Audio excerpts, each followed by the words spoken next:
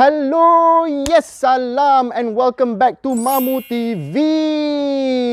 Minggu lepas, Mamu dengan Abang Mamu ada buat video tentang isu yang tengah hangat time tu pasal moratorium yang dikatakan government buat U-turn. Mereka dok share punya, ramai lah dok share di grup-grup WhatsApp dan sebagainya. Mamu percaya banyak orang berkenan dengan pendapat-pendapat dan juga idea-idea yang dikemukakan oleh Abang Mamu pada waktu itu. Paling ketara ialah kita ni semua rasa kecewa dengan Fras.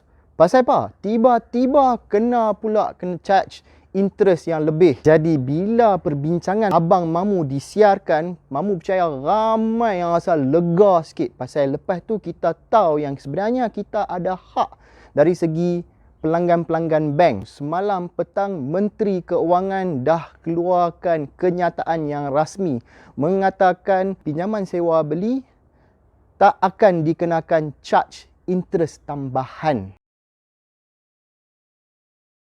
Mamu nak berterima kasih kepada rakyat-rakyat Malaysia, kerajaan, Menteri Keuangan, bank-bank dan juga institusi keuangan kerana lah ni dah ada surat rasmi. Yang ada orang kata itu surat roundabout pasal U-turn 2 kali. Alhamdulillah. Dengan perkembangan terbaru ni, Mamu sekali lagi menjemput Abang Mamu ke Mamu TV untuk kita nak dengar pendapat dia. Ada juga soalan-soalan daripada penonton-penonton Mamu TV yang tanya isu lain berkenaan moratorium. Boleh kita minta dia tolong jawabkan. Jom kita pergi sembang dengan dia lah ni. Okay, Imraz Iqbal, welcome back to Mamu TV. Thank you. As you know lah ni dah ada surat daripada kenyataan rasmi daripada Menteri Keuangan. Apa pandangan Imraz tentang perkembangan ni? Firstly, perkembangan ni yang terbaik lah yang kita harapkan. I think that was also what we were expecting, hoping that the government would do. Bila kita last when you ask me what I expected government to do, I'm glad that kita punya finance minister dengar keluhan rakyat and decided in the best interest of everyone to lay the matter to rest. Government just decided, let's put this under the carpet, settle benda ni once and for all. Terus tak payah ada interest. Pasal bukan semua understand apa accruing interest, compounded interest. Bukan semua orang faham, tapi orang boleh faham jadi marah saja. Because orang semua lah ni kesempitan on financials. So this letter is high time. Fantastic punya decision. This is an overriding decision. Okay, government terus kata throughout the moratorium for the hire purchase, whether it's conventional ataupun syariah, there is no interest during the 6 months. Jadi bila benda ni dah keluar, dah decision macam ni, it lays to rest. Jadi semua bank pun takkan persis lagi dah. There is no issue anymore. Kita tak payah nak bincang sama ada interest ke tak. It's balik seperti yang masa mula-mula tu yang kita faham. Alhamdulillah, ini satu keuntungan lah kepada rakyat. The credit should go to the government, to bank negara, and also all the banks and institutions yang decided, okay, we comply, drop it and do our part, social contribution now to the society during these difficult times. Jadi saya rasa selepas adanya kenyataan rasmi ni daripada Menteri Keuangan, semua pun akan jadi automatik. Tetapi katakanlah kalau ada juga bank yang kata tetap kena apply ataupun kena isi borang ke apakah, apa kita ni sebagai rakyat kalau kita ada menghadapi bank-bank yang lagu tu? Bank-bank kat Malaysia ni semua are licensed by bank negara. They are not macam a money lender or along. Jadi they follow strict guidelines. They have their own governance dalam dia punya banks. Jadi it is highly unlikely for any bank to still go against whatever the finance minister dah kata, whatever yang telah diaturkan oleh kerajaan. Tetapi kalaulah mungkin ada siapa-siapa staff dalam bank tak faham ke ataupun not aware, possible benda ni. Jadi bila kalau disuruh execute apa-apa dokumen and what not, benda tu walaupun tak perlu berlaku, what someone can do, contact bank negara, minta nasihat apa yang patut buat. Because bank negara perlu tahu benda ni. Kalau ada banks yang tak ikut sama and tak selari dengan apa yang Menteri Keuangan dah nyatakan dalam surat 6 Mei 2020 ni. Jadi unlikely to happen, tapi kalau happen, refer to bank negara and dengar bank negara punya advice, and kalau boleh get it in writing from bank negara, ikut aturan bank negara. Bagaimana pula untuk depa-depa yang sebelum kenyataan 6 Mei ni, depa dah pergi sign dah. Bank dah bagi surat kat depa dan depa sign kata depa setuju kepada moratorium dan mungkin ada charge tambahan. So untuk depa ni semua macam mana? Apa yang depa patut buat? In any particular bank, bila dia bagi loan, dia bukan satu loan punya customer saja. Ada beribu, maybe puluh ribu, mungkin ratus ribu. Mungkin dia dah contact some, and mungkin ada some dah sign pun, dah agree. Mungkin dalam tu pun ada elemen interest ke, whatever the case may be. And of course bila dah sign, dah agree, benda tu jadi macam kontrak, terikat kita pada bank. Kalau ikut dari segi law, bank boleh apply lah. Apa yang dia buat tu, you tak boleh nak tarik balik dah pasal you dah agree, you dah opt macam tu dah. Tapi dengan kenyataan Menteri Kewangan keluar macam ni, firstly, Menteri Kewangan dah beritahu dah pelupusan charge tambahan. Okay. Dia dah agree dengan bank dah agree untuk melupuskan charge tambahan. Jadi bila menteri bagi tahu kita macam ni, it means that the banks pun dah agree dengan dia, and that what the bank has agreed with the finance minister and the government. Kalau katakan dah sign apa dokumen, first things first, contact the bank and check the bank sama ada apa yang dah sign tu diconsider dilupuskan, tak relevan. Kalau boleh get that in writing juga supaya benda tu tak boleh timbul balik after 20 or 30 years bila kita bayar loan. Okay. Tu pastikan, and of course highlight balik menteri punya surat. Okay. Sekiranya bank come back and say no, whatever you've signed is contractual and that applies to you. Siapa yang tak sign yang tu, dia lupus. Where there is a double standard, for example. Firstly, I doubt that will happen. Tetapi kalau that berlaku, again call the bank negara and find out macam mana. Minta nasihat bank negara. Kalau bank negara kata you dah sign, that's it. And kalau tak sign baru apply, it is double standard because ikut siapa yang dah sign, siapa tak sign kan. Then there's nothing that can be done because itu memang undang-undang. Kalau you dah sign something, you dah execute something, you tak boleh go back. That's why be careful whenever we click or we agree to anything. We cannot patah balik when that is done. And I hope that tak ramai lah yang rush pergi execute that moratorium punya benda tu because benda tu unsettled lagi. Call the banks first, and kalau the bank cerita yang tak seronok, tak menyenangkan, bawa kepada bank negara and tanya bank negara. Ada yang dalam komen-komen dalam kat Mamu TV tu, ada several comments yang bertanyakan pasal credit card. Okay.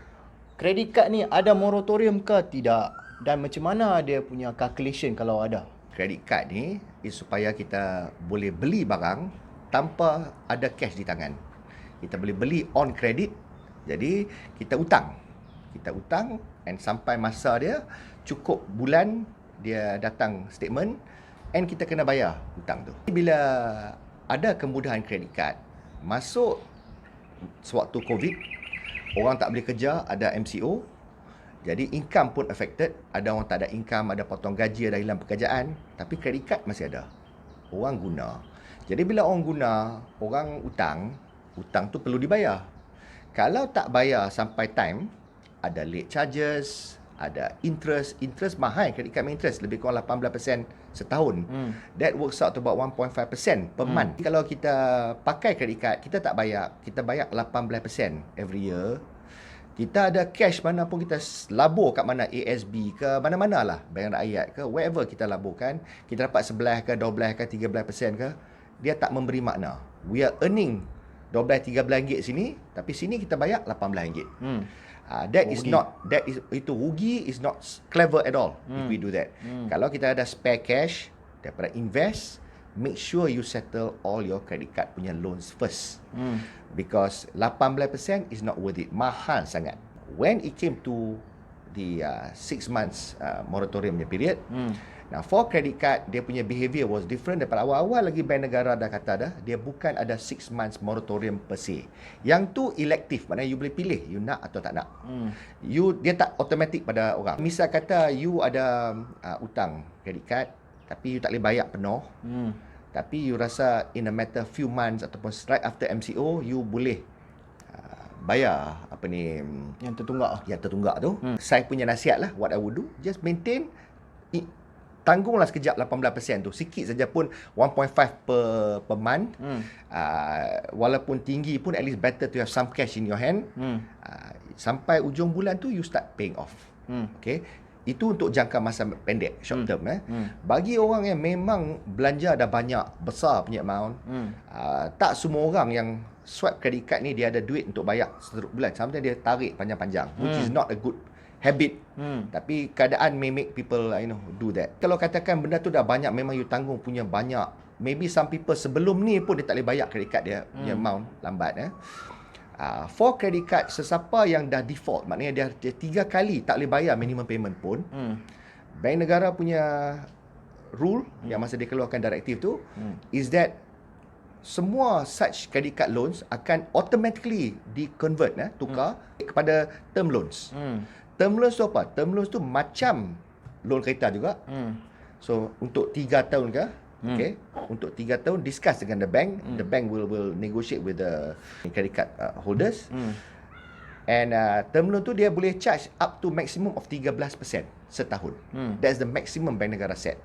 Jadi bila bank tak boleh charge 18%, most probably bank akan pakai 13% lah. Why should they go lower? So you can expect 13%. Jadi itu satu macam penurunan, macam discount. Again, what the government was trying to help lah, financials of the affected rakyat. Bring it down to 13%. Jadi kalau siapa perlu, ambil 13%. Difference dia, yang tu dah komitmen jangka panjang. So 18% ke 13% ke, dua-dua pun mahal. Jadi it's not something yang a good loan to take. Tapi you ambil kau terpaksa. So 13% per year is mahal. It's higher than a lot of dividends of your other investments pun. Jadi I advise kalau boleh tak payah ambil that short term loan unless you really need it. Tapi kalau you are going to incur 18% untuk 3 tahun, then baik convert to short term loan. Jadi that is the scenario, and in that case dia tak ada free of interest lah. Memang you kena bayar interest for that credit card. Earlier masa I bagi voice note semua, I advise orang moratorium yang government bagi tu ambil, because there's no interest. Yang ada interest tu rumah ke apa pun is very kecil. Murah loans tu. Jadi all the savings that you make by not having to pay the banks for the next 6 months, guna duit tu untuk settle credit card punya loan. That is the best method. You do that, kalau you kaya, it helps you lagi further, it makes you even more kaya. You sederhana pun, it tolong you. You kalau miskin, susah pun, benda tu lighten lagi your burden. You will not become poorer because you do that. Okay, satu lagi soalan yang nak tanya ni, pasal moratorium you covered about housing loan, hire purchase ataupun sewa beli, dan juga pasal credit card. Yang orang nak tahu lah ni, personal loan tu macam mana?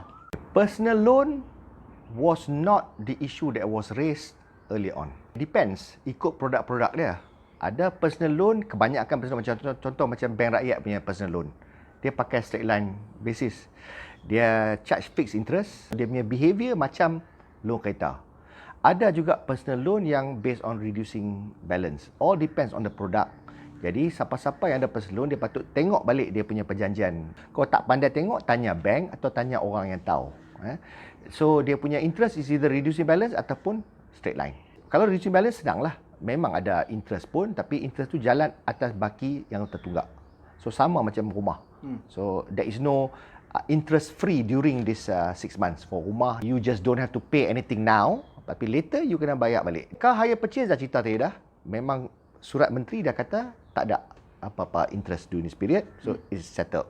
However, surat menteri spesifik, dia kata tiada charge tambahan atas bayaran ansuran perjanjian sewa beli konvensional dan syariah. Dia sebut perjanjian sewa beli.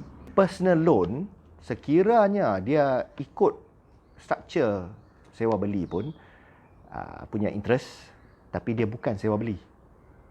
So all depends. Kalau dia punya terma is based on sewa beli, tak tahu, mungkin ada bank ada loan dia sebut sewa beli ke, I'm not sure. Tapi this one more pada kereta. Tapi kalau dia terjatuh dalam description of sewa beli ni, loan taker ni dia boleh minta kat bank sama treatment lah. maknanya tak ada apa yang berlaku. Tapi kalau tak, it's just a personal loan saja, macam saja, this tak terpakai. Jadi this issue again, if there's no mechanism untuk charge the interest during this period, that will be another problem. Kena tanya bank, and kalau ramai sangat tak berpuas hati benda tu, then maybe rakyat mungkin mengeluh balik and tak tahu apa government akan buat. So I'm just hoping that kalau boleh lah, even whatever government have decided on this sewa beli, perjanjian sewa beli ni, kalau boleh government also ask the banks to apply the same for personal loan juga during this period, because there is no mechanism to charge, and kalau tak, then banks again is going to have to ask the loan punya customers to execute document lagi, to sign apa untuk sambung. We can go back to square one, tapi different square je lepas ni. Imraz Iqbal, thank you very much. Terima kasih banyak-banyak lah bagi kepada kami semua tips-tips semua. So Lani ni rasa lega sikit. Kita pun dah tahu dah banyak-banyak benda yang patut berlaku dan tak patut berlaku. So terima kasih, thank you very much for coming on to our show. Alhamdulillah. Alhamdulillah. Itu saja temu bual kita bersama Imraz Iqbal berkenaan isu moratorium. Dan kita nampaklah Lani ni memang dah ada benefit. Government dah bagi kat kita, tak payah bayar charge tambahan untuk sewa beli. So baguslah ni untuk menolong rakyat. Satu lagi Mamu nak minta tolong kat hampa semua, tolonglah klik subscribe. Klik tu mudah saja. Pergi cari dia punya ikon subscribe, tekan subscribe, and it is also free. Kalau tak suka video kami pun tak apa, tak perlu subscribe. Tapi Mamu perlu maklum balas ni, nak tahu sama ada hampa suka dan video apa yang kita boleh buat lepas ni. So thank you very much everybody. Tune in to the next Mamu TV.